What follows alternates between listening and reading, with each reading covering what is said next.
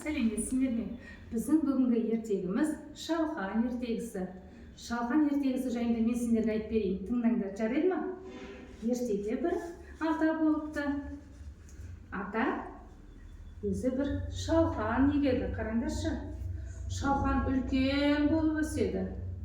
Ата келіп шалқанды алайын десе, ары тартады, бері тартады, алынбайды. Содан соң атасы міне әжені көмекке шақырды. Әжесі атасынан құшақтайды, атасы шалқаннан ұстайды, ары тартады, бері тартады, бірақ екеуі ала алмапты.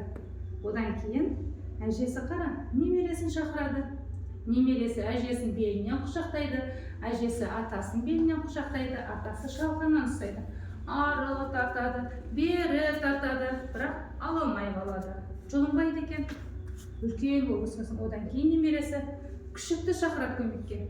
Күшік қыздың көйлегінен ұстайды, тістеп етегінен тартады.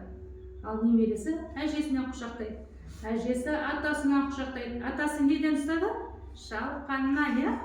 Ары тартты, бері тартты, ала алмады. Болмаған соң күшікті қараңдаршы. Көмекке досын шақырады, мысықты.